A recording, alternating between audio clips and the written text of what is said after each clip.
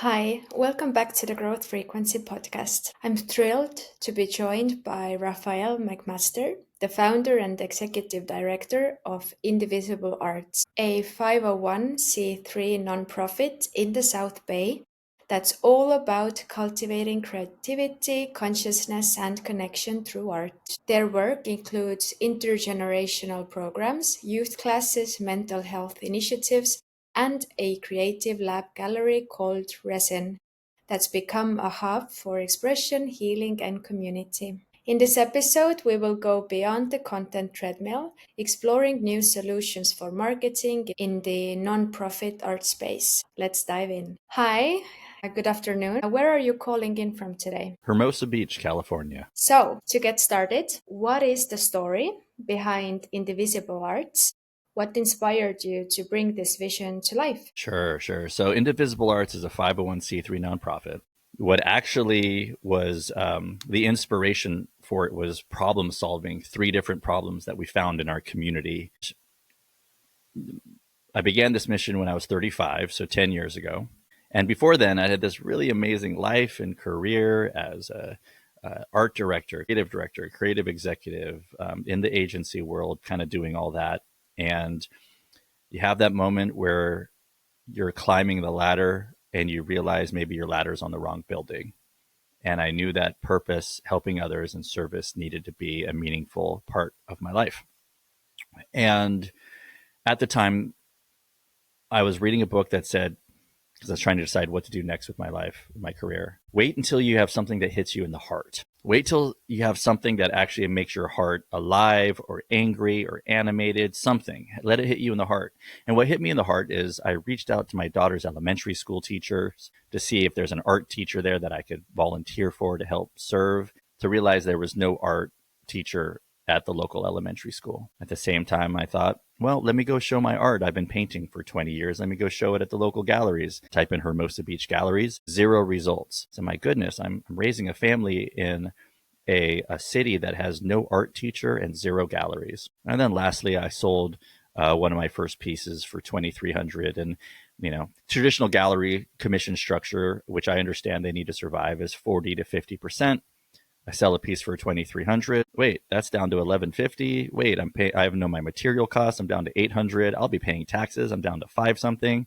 And I realize I was sitting there having this thought of, man, why am I even an artist? And I'm lucky that as someone in the creative field, my revenue, my income doesn't need to come strictly from selling art, but it made me realize the 95% of artists who are out there trying to make this work are having this little t trauma of where they're supposed to be wiring one emotion, but they're firing a different one. Supposed to be wiring, I am triumphant, I sold a piece. And instead I'm feeling less than, like, why am I even an artist? So how do we create an elegant solution for those 3 challenges? 0 local art galleries, which is common in many cities around the United States. No art in the elementary schools, equally as common. And how do you create a gallery commission structure where the artists don't pay a commission and instead they can give a donation back? So we created the C3 Indivisible Arts to be able to solve for those 3 challenges. And then 5 years into the mission, the pandemic happened. And the nature of our mission transformed from those 3 things to how do we teach mental and emotional health tools, consciousness tools, Eckhart Tolle and Joe Dispenza and Brene Brown for kids, and teach it through creativity and art. So that's now my life's work, my life's passion, my life's mission, and my life of service is dedicated to how many kids can we help one kid at a time, at helping transform their consciousness through a shift of understanding, to become the aware observer of their thoughts and truly be living a conscious life. I think now more than ever. And I think it's going to take a while for us to truly understand the effect of the pandemic and our shift from 4.5 hours a day on a screen to 8.5 hours a day on a screen on average, how that's going to play, a long-term effect in the psychological development of this youngest generation. They need all the tools they can get. They need all the help they can get. And I'm here to serve that. That's incredible. How has your personal journey shaped the way you lead and grow the organization today? Yeah, that's a great point. That's a great question. As a leader, I want to be and I need to be somebody worth following. And I want to serve my team by being the best leader I can be. And that means a dedication to self-work, which isn't always necessarily some like, pretty happy sunshine optimized brain stuff, right? The shamanic path is one of pain. It means getting in there and doing the work and getting underneath the trauma, the icky stuff, getting to a place of clarity with self. And consciousness is a different thing than intelligence. And that gets confused. A lot of executives, CEOs, executive directors, myself included, by age 35, I really prided myself on my intellect and my creativity. Those two things will take me the distance, I thought.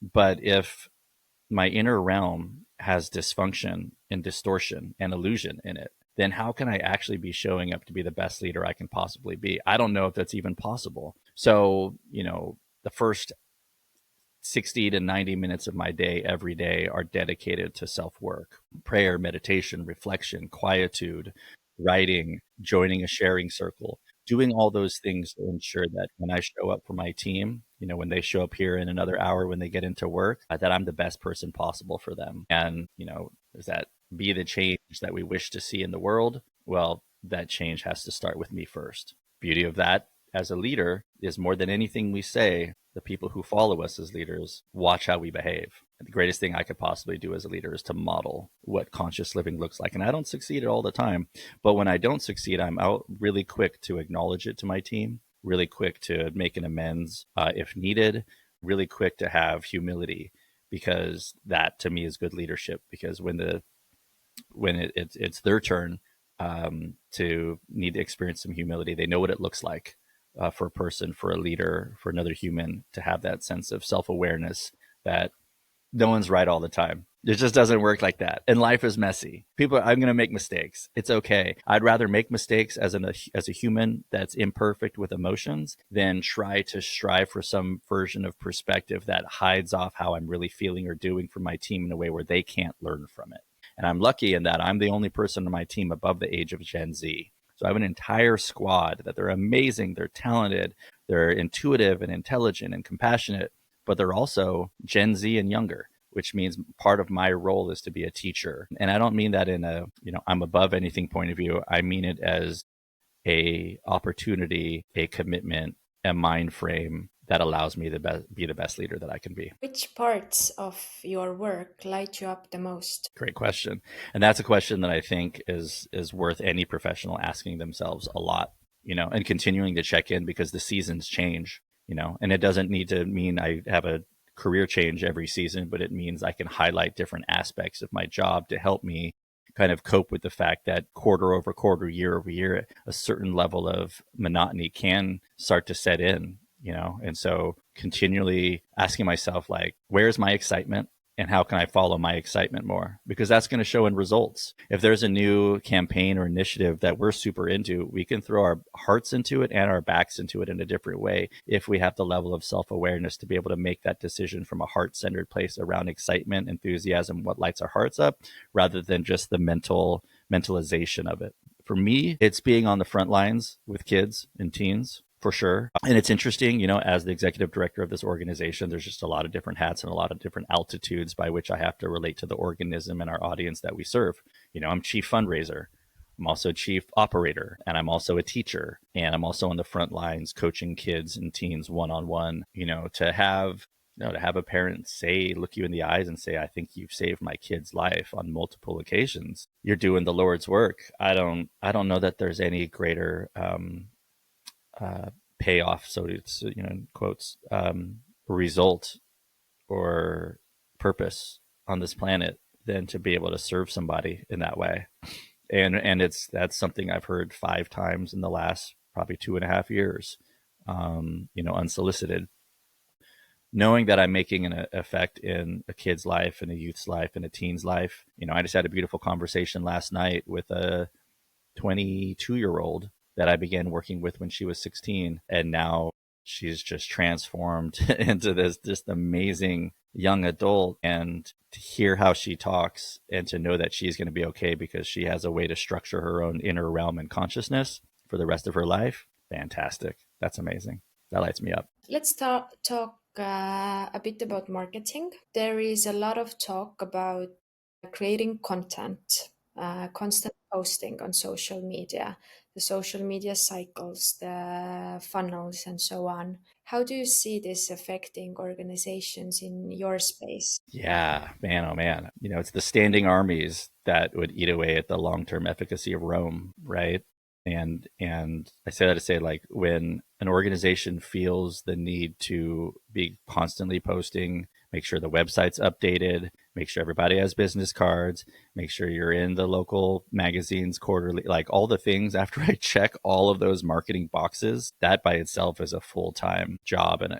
And for smaller organizations that can't set aside, a meaningful portion of their budget for marketing, but you're bootstrapping it alongside all the other stuff we're doing. It's a real challenge. And there's always just that wondering, like, is this working? Do we know if it's working? Can we prove it's working? Which part of these is working? And once again, you get more effective at tracking everything. And at the same time, even just the resources that go into building systems to track everything ultimately can become cumbersome in and of themselves. There is no power that I've found that's greater than word of mouth from somebody who's had a personal experience that compels them so much that they need to bring it up at a dinner party.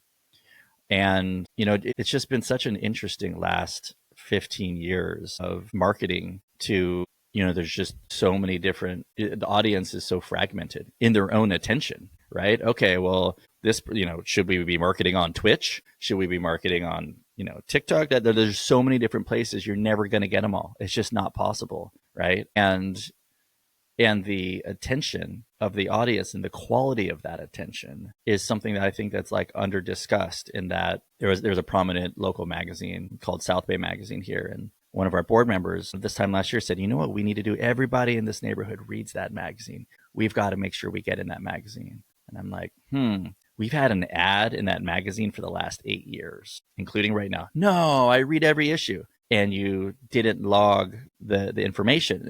I call it this. I call it TMI, too much information. The average human being is chortling down so many thousands of pieces of information from email, text, real life, and the information's rich. When I see an ad, there's audio, there's video, there's voiceover, there's captions. There's so many pieces of information in this ocean that at a certain point, my actual retention of stuff really isn't that great. And the stuff that I'll actually remember is another human pulling me aside saying, I got something you need to hear because I had a human experience that was powerful. Now, doesn't mean that's the only place to go, because we need to survive in all the other ways. But it's just I don't envy someone whose, current career is figuring out how to navigate the marketing space, because it's such a challenge and a puzzle. And I'm grateful that at the end of the day, I lay my head on the pillow and be like, I helped some kids today.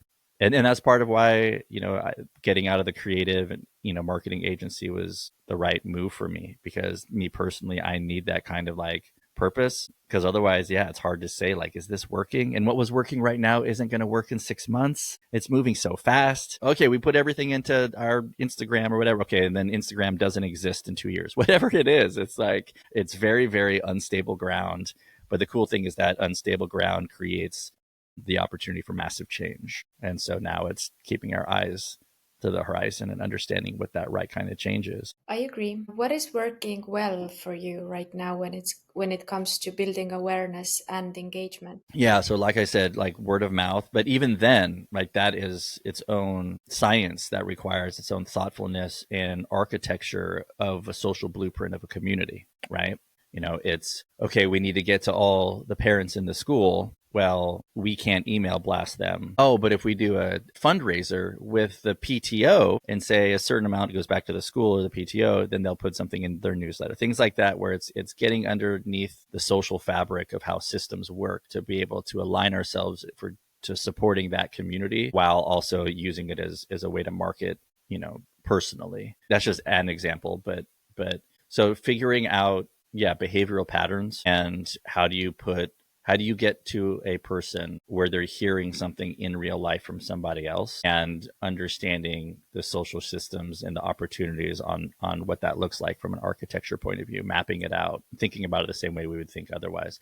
Now, we're lucky in that we are just trying to tackle understanding a local community of marketing. And, if someone was trying to figure out on a national level, which will be an inevitability of what we need to do, I wouldn't have a good answer for that. I really wouldn't. In part because I really think a person in earnest would have to study this day in, day out in continuity for months and years to understand where we are and where it's going. And that's a level of expertise and time that I haven't put towards this topic of trying to resolve on more of like a national level. What role do partnerships or collaborations play in your growth strategy? In our growth strategy, well, so on a localized level, rising tide lifts all boats. And so our nonprofit Indivisible has just an unparalleled, like an amazing set of partnerships across our region.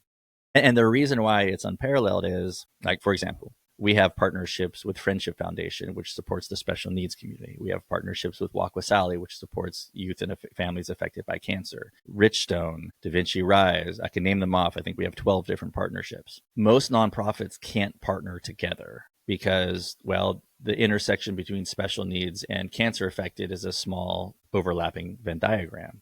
But consciousness, mental health, and emotional health tools in the creative arts is something that can be, multiplied or collaborative with any type of organization. So being in a state of perpetual partnership is at the core of the entire architecture of our strategy, which is cool. We're doing a collab event and now they're talking about us and promoting us to their entire audience, and us talking about this partnership increases our brand equity with our audience because they see all of the community-wide support that we're doing. So partnership, it's rhythm of the music that we are unfolding our marketing and promotion with. It's the invisible sinew and fascia that the entire thing is made of. What does this process look like? If a young person, a teen, comes and wants to work with you, what will happen next? Sure. On a localized level, in order for a teen to be asking for help and getting help, one of two things needs to be true. They either need to be in so much pain and so much suffering, they're willing to get into action that's beyond, I wanted to do this, but then I looked at my phone and got distracted, and so I put it off for another day for eternity. So into like, I got to do something. This is falling apart. Or you have to incentivize them or motivate them with something that they, is emotional to them. And I'm not happy about this next statement, but it is just reading where things are, at least in our local community. The greatest driver for, with their attention, focus, obsession, and time is college admissions. What school they're going to, how does their future look? Which in this current reality we're in, if a person's asking, how does my future look and how can I create a sense of security in this world, where you go to school conceivably is one of the few areas where you have any modicum of control. The rest of it seems totally out of control, even for us adults. So they're going like, how can I secure my place in this crazy world?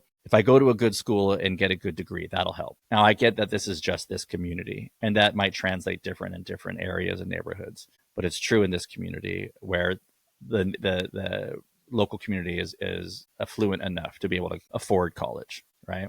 So we built a program where the high schoolers come after school and they become mentor partners for the younger kids in this community. Ages 7 to 13 are then mentors with ages 14 to 22. The 14 to 22-year-olds are working alongside me to teach our program, which is the fundamental life tools. So 7 fundamental mental and emotional health tools for our inner realm to help structure perspective, reality, and consciousness.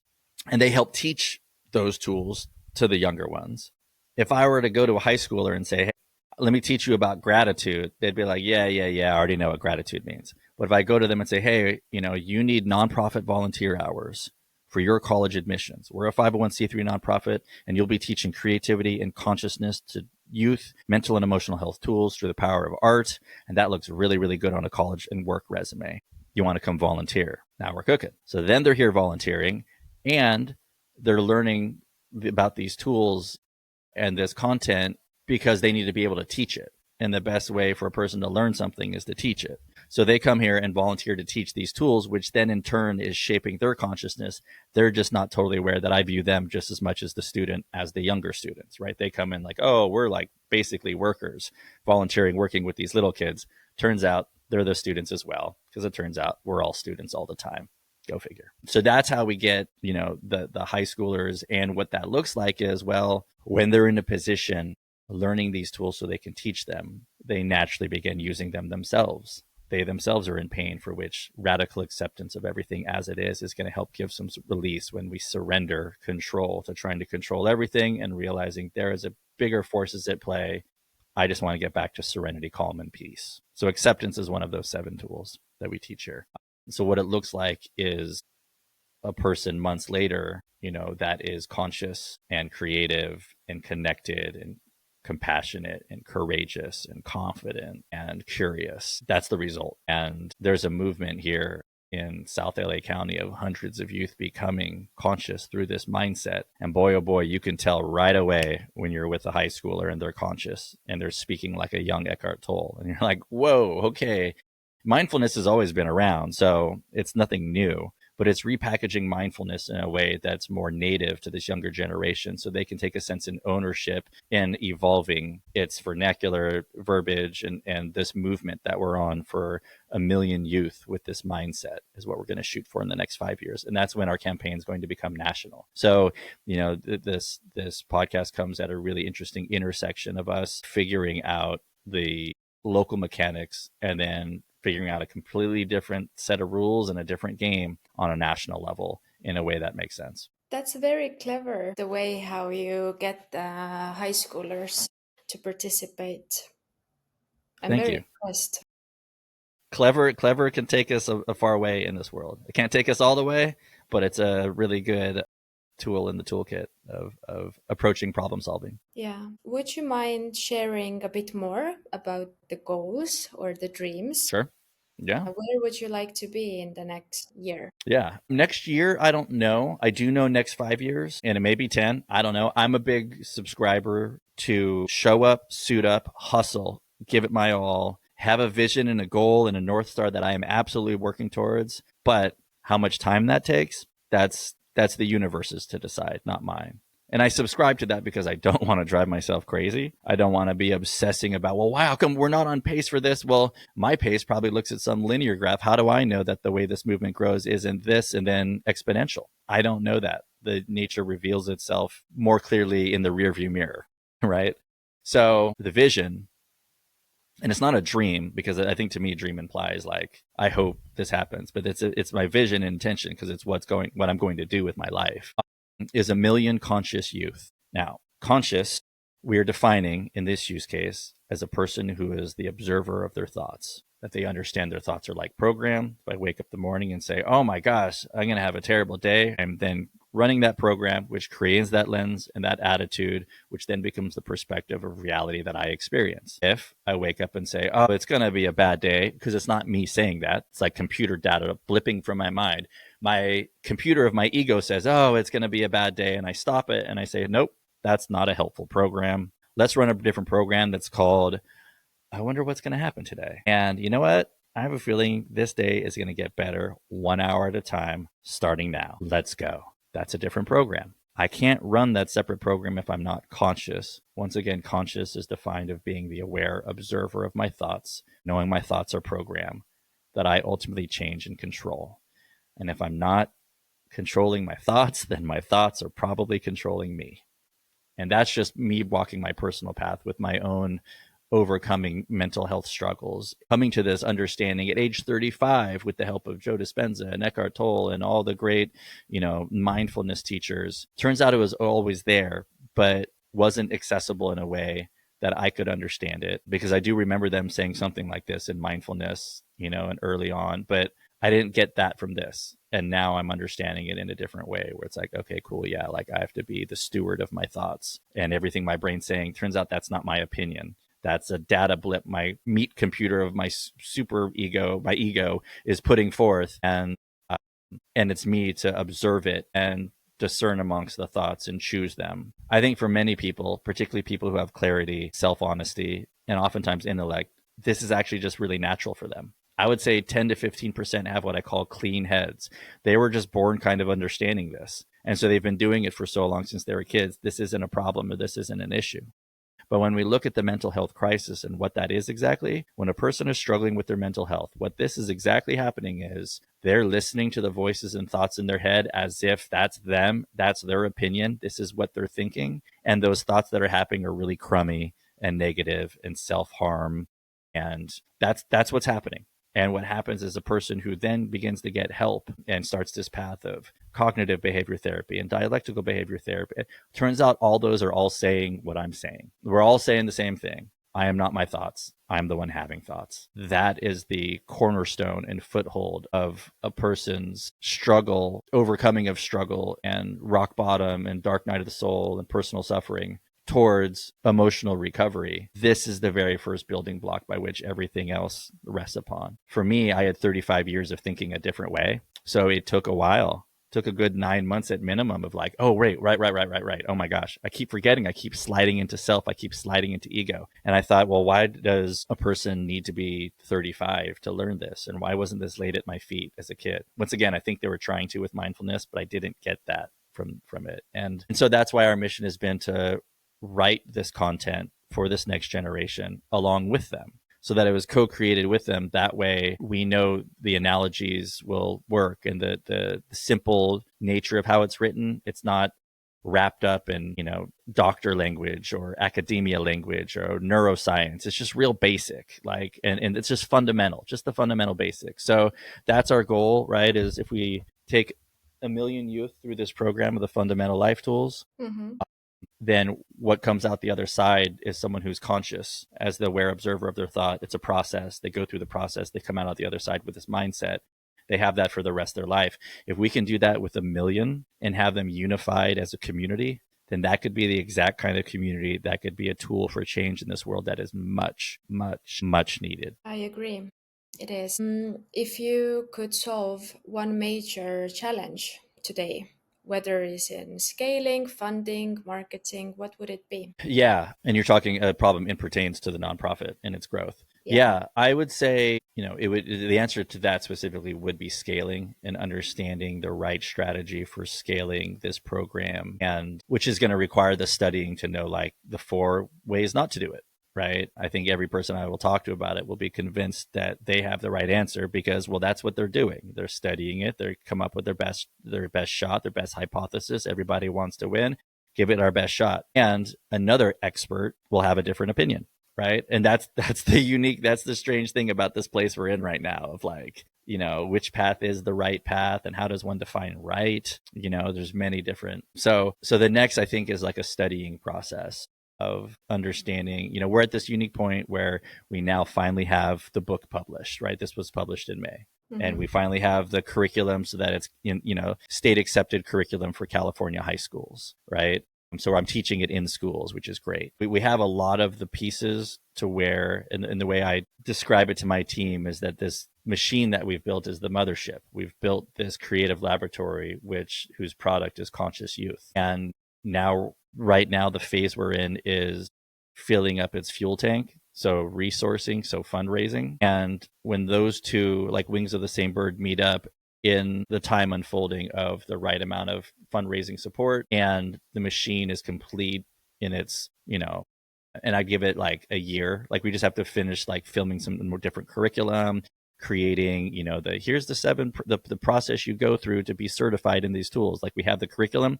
That's different than having the entire curriculum out online already completed and tested for months to know like, oh, we really needed to make these changes. So some stuff still needs to happen, right?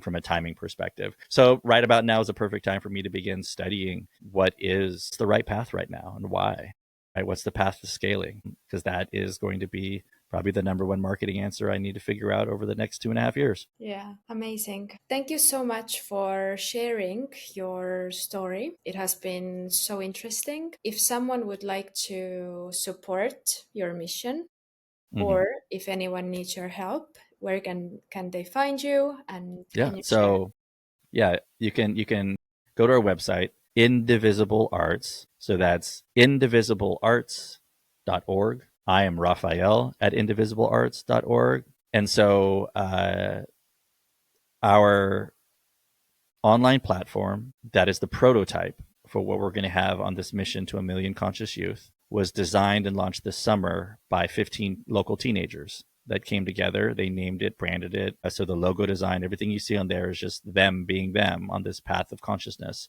It's called Stream of Consciousness, as in like you're streaming these videos, streamofconsciousness.life. Turns out they think .life is cooler than having a .com or .org. Good thing to know how a 14-year-old will think about it, right? So we're helping, letting them, supporting them, empowering them to build this platform that has these tools available. And the heart of what's on this platform is videos of teenagers talking for 3 to 5 minutes, saying, this is my name, this is the thing I've struggled with, this is the tool or combination of tools I used to overcome it, here's how that worked, this is what it was like before, this is what it's like now. And by teaching other teens the sets of tools that work for them, then we're spreading consciousness. And then that's also where a person can sign up to be part of the Million Conscious Youth Movement and learn the tools directly from me. I think I have like 10-minute videos on each one of the tools explaining each one. So that's the prototype, though. What we're fundraising for is to be able to fund the building of, the actual platform that can support a movement of 1 million people, and the videos to support it, the video library, all that. So that's what our next move is, to develop that. But if a person goes to streamofconsciousness.life, they can see the prototype as is created by local teenagers. I will add the links into the show notes. Thank you. Thank you so much for telling us the story. To everyone who listened, thank you for listening, and see you in the next episode. Bye. Thank you.